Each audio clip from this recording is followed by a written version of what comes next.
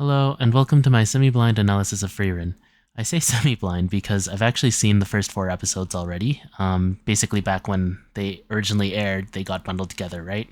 But after that, I put the series on hold, and I'm just getting back to it now. I'm new to making YouTube videos, but I'm hoping to kind of figure out a format for myself and expand on things as I go. Alright, here we go. 帰ったら仕事探さないとな。もうそんなこと考えているんだ。大事なことさ。魔王を倒したからといって終わりじゃない。この先の人生の方が長いんだ。At the very start of the episode, this scene already highlights a disconnect between Frieren and the rest of her party. It could also show that Himmel has given some thought to the future and is ready to move on to the next stage, while Frieren kind of is just taking things at her own pace and is kind of comfortable where things are. And as far as I can tell, that's probably true, but specifically showing Frieren's long pointy ears in the forefront as Himmel says this zones in on the difference in their lifespans. I may just be reading too far into things, but perhaps instead of just kind of taking things at her own pace, the scene here also hints that Frieren is reluctant to break up the party. The scene cuts to the hero party's procession. It's shown that Himmel is the only one to wave out to the crowd. Frieren blankly gazes out toward them, but she doesn't respond or smile. I take this as an early example that Himmel thrives on attention. After the procession and their audience with the king, we get to see the town in celebration. The fireworks don't really get a lot of screen time, but I feel like they were a nice touch. Many series make use of fireworks, but I appreciate that this one makes the world stand out as one like a fantasy world with magic. Of course, modern fireworks shows are pretty elaborate as well, but as far as I'm aware, I don't think they have the technology to actually mold and maintain the sparks and make the shape of a castle like we see here. I also like that you can clearly see Chapter 6, The Last Battle. So while we only get to see the fireworks on screen for a moment, we can infer that it was a long and extravagant show where they kind of just drop us into the finale. This really mirrors how the series itself throws us into the story right at the end of the hero's journey. 僕たちの冒険はこれで終わりだ。10年ですか。いろいろなことがありましたね。旅立ちの日にヒンメルとアイゼンが王様にタメ口聞いて処刑されかけたり。下手したらあそこで冒険終わってたよね。ハイターが2日酔いで役に立たなかったこともあったな。アンデッドみたいな顔色してるけど大丈夫？ダメか。週に一度はそうだったからな。その点私は優秀。ミミックに食われかけた時は置いてこうかと思ったぞ。散々罠だって言ったのにマジかよ。このエルフ置いてかない？まったくクソみたいな思い出しかないな。でも楽しかったよ。僕は君たちと冒険ができてよかった。そうですね。短い間だったけどね。短い？ So we get this series of flashbacks, and they're really fun. It reminds me of that one meme that I've seen circulating kind of recently, where it basically has nobody will remember and people will remember, and it has 2 different lists. The memories that the 4 of them look back on are not their epic moments where they win a battle, or even the very moment that they actually killed the Demon King. Instead, it's all of this silly stuff, you know? The end of the clip again highlights the differences in their perception of time. The little exchange that they have after this, where Hyder is made to be the butt of the joke, reinforces an already established trend that seems to show that Hyder is basically the party's mood maker. 50年に一度の流星群。平和な時代の幕開けにはちょうどいいな。綺麗だな。街中だと見えにくいね。人が感動しているんだ。空気を読みたまえ。じゃあ次。50年後、もっと綺麗に見える場所知ってるから案内するよ。So here in this scene, as the meteor shower starts, I think the small but kind of obvious disconnects that have built up over the episode all come together and create a small emotional climax. As Himmel just kind of appreciates what's likely to be a once-in-a-lifetime event for the average human, Frieren says that she'll take them to a better spot next time. If what I understand about dwarves applies to this world as well, Eisen might have actually seen the Era meteor shower multiple times in his life as well, but I suppose he just isn't outspoken about it. Whatever the case, Himmel responds to Frieren's suggestion with a laugh, before eventually agreeing. As he stares off into the skies, I can't help but feel that he's uncertain whether or not he'll actually be able to, keep that promise. Finally, I think the fact that Frieren even suggests this shows that despite her taciturn nature, she does actually want to spend more time with her party. And yet, in spite of that desire, she's shown to be the first one to leave. Even though she's probably, aware that they all have different lifespans, it seems that she doesn't, actually understand that. And because of that, she kind of leaves them and does whatever she wants until, I guess the show shows that, she only comes back when it's almost time for the next meteor shower. フリーレンヒメル老いぼれてる。言い方ひどくない？年を取った僕もなかなかイケメンだろ。50年ぶりだね。君は昔の姿のままだ。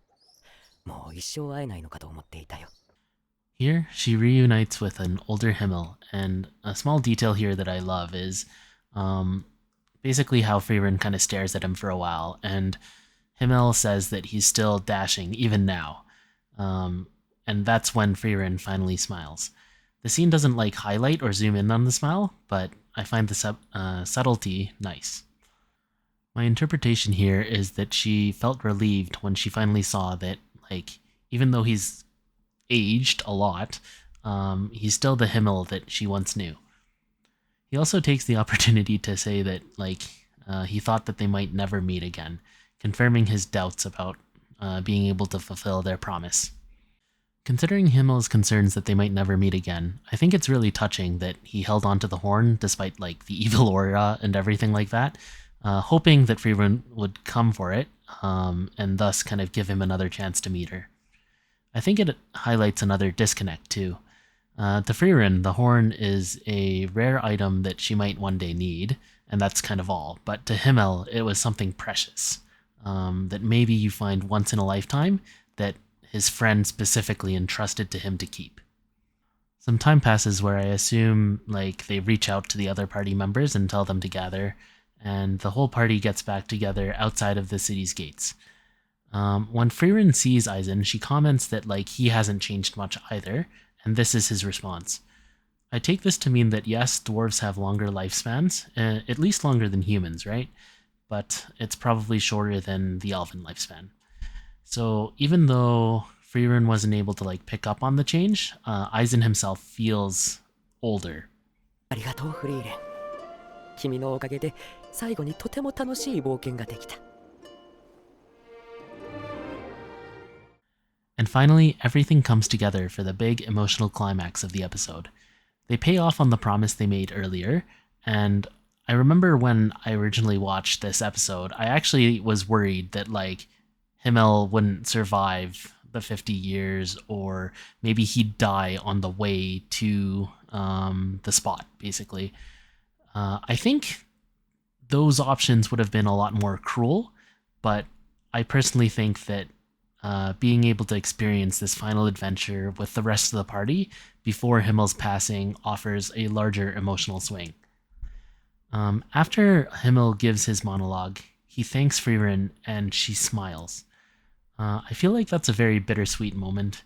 I think to us as viewers, it's kind of obvious that Himmel's gonna be passing soon, but I feel like the smile kind of shows that it still hasn't clicked for Frieren. Even at the start of the funeral, it seems it hadn't really registered yet. This is only speculation because I don't actually have much to back it up, but despite Frieren's long life, presumably even before the adventure, the hero's party might have been her first, the first time she really got emotionally invested with people from another species. That's why Himmel's death kind of catches her off guard, and why she decides to try and develop a better understanding of humans after. So, putting this video together gave me the opportunity to scan through the episode multiple times. As far as I saw, the ring only shows up in the OP. But even looking in the context of the scenes in the episode itself, considering they give us this cut right after the funeral, my assumption is that Himmel is the one that gave it to her. This is just speculation again, but it might have been intended as an engagement ring, and I hope we get that context later on. 二人とも顔をよく見せて。これで最後になるでしょうからね。どこか悪いの？長年の酒がたたりましてね。天罰だな。生徒によることがあったら、私の墓に酒でも備えてください。ハイターは死ぬのが怖くないの？私たちは世界を救った勇者パーティーですよ。死後は天国で贅沢三昧に決まっています。そのために私はあなた方と共に戦ったのです。Calling back to my earlier comment that Hyder is the one providing comedic relief, he does exactly that in this scene. There may be some truth to what he's saying here, and maybe he himself really believes it, but I think it's clear that he chooses to say it in this way to specifically trigger Frieren to calling him a sorry excuse for a priest like she usually would. As they say their farewells, I feel like Aizen's words to Frieren are also very kind. I also want to note that unlike before, where Frieren left the group first, Hyder is actually the one to leave first here, and this also gives Frieren the opportunity to try and recruit Aizen, showing again that she does want to spend more time with them. Unfortunately, at this point, they're too old to join her, and I guess she just isn't willing to compromise her own journey. では一つ頼み事を。弟子を取りませんか？フェルンには魔法使いとしての素質があります。あなたの旅に連れて行ってくれませんか？ごめんハイター、それだけはできない。足手まといになるから。実戦での見習い魔法使いの死亡率は知ってるでしょ。友人から預かった子を七に送るつもりはないよ。そうですか。では別の頼みを。We get a 20-year time skip, and Frieren finally reunites with Hyder. It seems that Hyder's taken a little girl named Fern in, and the scene makes it obvious that she's within earshot and hears their conversation. When Frieren rejects Hyder's request, it's not entirely clear if Fern reacts to that or if she's just taking a closer look at the mushroom she was trimming. I personally think it was a response, especially since we know that she wants to assure Hyder that she'll be okay. When Hyder mentions his second request, Frieren remains rather expressionless for the whole scene, but I think she does clue in on what Hyder is getting at. He really just wants a little more time to make sure that Fern will be okay on her own. Regardless, Hyder cracks a joke at his own expense to lighten the mood, and Frieren gives her classic response. 行った。探すのが大変だったよ。いつも森で修行しているの？フリーレン様でも私を見つけるのが大変でございましたか？存在感が薄いとハイター様からもよく言われます。とても良いことでございますね。This short exchange is part of why I think Fern felt disappointed earlier when Frieren initially refused Hyder's request. I think traditionally speaking, not having much of a presence wouldn't be considered a good thing, but in the context of not getting in Frieren's way, and for self-preservation, I think it absolutely is. この年で一体どれだけの研鑽を積んだんだ？ハイター様にあの一番岩を打ち抜けば一人前になれると言われました。へえ、ハイターも分かってんじゃん。あれはね。このように魔力が離散してしまい届かないのです。なるほどね。どのような修行をすればよいのでしょうか？ Wasting almost no time, Fern then tells Frieren what Hyder has instructed her to do. I take this as showing just how much she trusts Hyder, because even though Frieren originally rejected Hyder's request, by the next time they meet, she doesn't even hesitate to ask Frieren for advice. Frieren doesn't even get the chance to finish explaining why the goal that Hyder set is a good one, much less explain that she's agreed to mentor Fern at least temporarily. I suppose Fern just trusts that if Frieren came to find her after speaking alone with Hyder, they must have come to an agreement. This all goes to show just how much of a rush she's in to prove herself. Another interpretation I had is that she was just like that locked in and proactive about magic, but I think that's why Frieren later asks her if she actually likes magic, and I think Fern's answer here is the confirmation we need. As I've mentioned, I have seen up to episode 4, so I do know, but I think it's awesome how many hints the series gave us. So these are just some general thoughts that I have after the first episode, but I feel like it does a really good job characterizing Frieren, Himmel, and Hyder, but I feel like they didn't really give us much about Aizen. Despite not being very outspoken, the few gestures and words that we do see from him show his kindness, but I don't really have much more than that. As I mentioned earlier, the series does spell out that he's feeling the effects of his old age, so I do wonder if that means he'll be passing away in the not-so-distant future. I feel like Frieren expects him to be around for a while, so I kind of hope that his death doesn't blindside her like Himmel's did.